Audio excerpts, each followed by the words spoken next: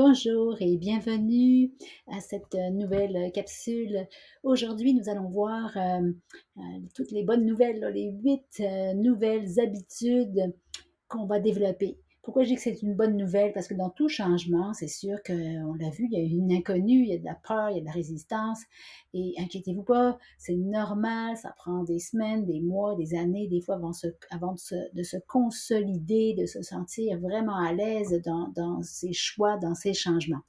Donc, je vais vous présenter quelques nouvelles habitudes vraiment intéressantes et finalement stimulantes qu'on va développer et qui vont nous aider justement à adopter ce mode de vie végétarien et donc durable.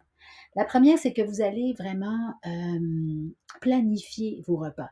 C'est-à-dire que vous allez vraiment prendre le temps et je sais que pour moi, c'était un des gros défis là, de planifier vos repas à l'avance avec les variétés de légumes, des légumineuses, des céréales des céréales complètes que vous allez intégrer, des sources de protéines végétales. Donc, ça va commencer, oui, dans vos achats finalement dès le début de ce que vous allez mettre en place, mais aussi à demeurer vraiment organisé, à rester organisé, puis à éviter de vous retrouver sans option finalement végétarienne. On s'entend que c'est assez facile d'ouvrir un plat congelé ou d'ouvrir une boîte de conserve ou des aliments tout préparés, mais c'est surtout pas ça que l'on recherche ou de faire cuire quelque chose là, de tout préparé ou de la viande dans une poêle. On sait que c'est la solution rapide, mais c'est surtout ça qu'on va vouloir éviter. Donc, la planification des repas va vraiment être quelque chose de très, très important.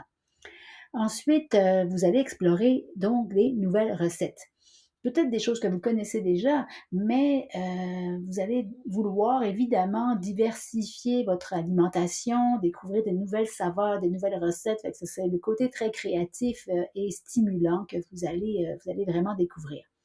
Il y a énormément de ressources en ligne, c'est évident, de livres même, hein, des livres de recettes et de cuisine et même des applications mobiles qui vont vous proposer une multitude d'idées et de plats végétariens délicieux, évidemment dans notre programme et avec même les cadeaux là, que je vous fournis pour votre abonnement au programme de cours en ligne ou en présentiel.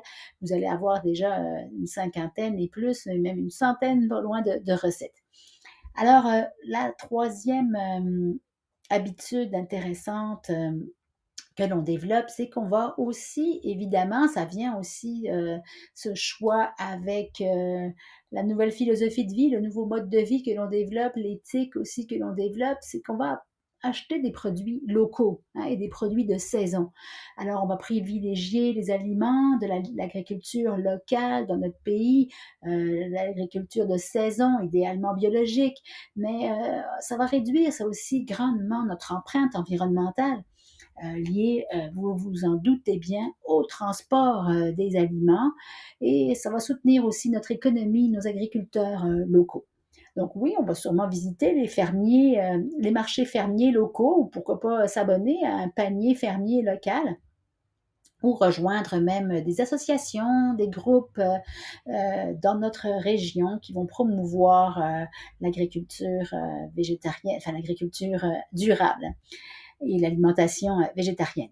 Ça va nous permettre d'accéder effectivement à des produits frais et de qualité et on sait d'où ils viennent, on sait d'où ils sont issus. Alors c'est qui les a cultivés, c'est vraiment très très intéressant et ça change, je pense, notre façon aussi de manger. On va aussi développer, et c'est une tellement bonne habitude, ça aussi, la réduction. Hein? On va réduire grandement notre gaspillage alimentaire. On le sait avec les prix faramineux là, que sont rendus toutes les denrées alimentaires. On va être conscient beaucoup plus de notre consommation d'essayer de réduire au maximum le gaspillage. On va planifier les portions, on va utiliser les restants pour créer peut-être des nouvelles recettes, des nouveaux repas. Et même, j'ai vu parfois, vous avez peut-être vu ça, toutes nos épluchures là, de légumes, pourquoi pas les garder hein, et s'en faire un bon bouillon de légumes pour un potage suivant ou même cuire d'autres aliments. Alors, on va aussi apprendre à bien stocker nos aliments de la bonne façon pour éviter la perte et le gaspillage. On le sait, ça aussi, la gestion des déchets est un grand défi, un grand problème. Ensuite, on va privilégier des aliments, j'en parlais un petit peu tantôt, des aliments non transformés. C'est-à-dire que pour une alimentation saine, on va aller chercher des grains entiers ou des aliments entiers et non transformés autant que possible. Vous vous en doutez bien, plus un aliment va être transformé, moins ses valeurs nutritives vont être intéressantes et plus aussi on rajoute des agents de conservation, des colorants. Alors quand on regarde une étiquette sur un produit puis que la liste est tellement longue et qu'on ne sait même pas c'est quoi qu'on lit, qu'on voit sur l'étiquette, il y a des bonnes signes, des bonnes chances que ce soit des aliments très, très transformés. Donc, un exemple, oui, tout les fruits, les légumes, les grains entiers, les légumineuses, les noix, c'est ce qu'on a vu, ce sont nos choix de base qui vont offrir tout ce dont on a besoin et une variété incroyable, donc des bienfaits pour notre santé.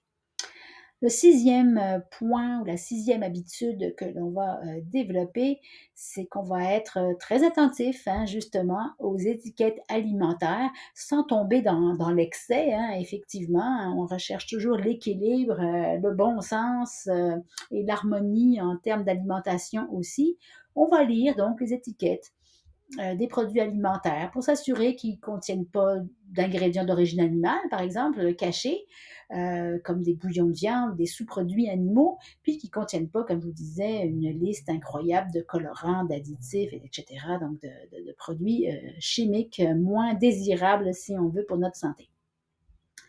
Ensuite, on va être porté, et ça c'est sûr, dès qu'on est passionné pour un sujet, là, comme je le suis, on va être porté à éduquer et informer les autres, en commençant par nos enfants, notre famille, notre conjoint.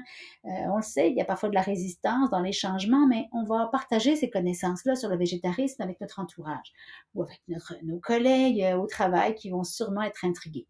Donc, on va expliquer souvent les bienfaits environnementaux, les avantages pour la santé, et puis les raisons éthiques qui sous-tendent notre choix. Donc, c'est certain qu'on va être amené vraiment à beaucoup partager, à éduquer les autres, et c'est une excellente nouvelle. Sans vouloir changer les autres, c'est sûr qu'on va encourager et juste par notre exemple aussi, en fait, on va encourager les autres à découvrir le végétarisme et à essayer, peut-être même à goûter à nos nouvelles recettes. Et la nouvelle habitude, la dernière que l'on va développer, c'est qu'on va aussi soutenir les restaurants, les entreprises, les traiteurs végétariens de notre ville. Je vous assure, il n'y en a pas tant que ça dépend des villes. Je vous fournirai aussi des listes. On va les fréquenter, ces restaurants, ces entreprises qui vont proposer justement des options végétariennes ou végétaliennes. J'en ai déjà parlé énormément d'épiceries maintenant ont vraiment des rayons spécialisés de produits végétariens, quelque chose qui était à l'origine pas plus rare, mais plus difficile des fois d'accès maintenant est vraiment très, très répandu. Donc, on va encourager, c'est évident, ces établissements à élargir leur offre aussi de plats sans viande, parce que si on en demande de plus en plus, que ce soit à l'épicier du coin ou au restaurateur du coin, c'est évident que ça va les aider à en développer et contribuer à rendre ce mode de vie végétarien plus répandu et plus accessible. Alors voilà pour notre capsule d'aujourd'hui. Je vous remercie grandement et vous dis à très bientôt. Merci beaucoup.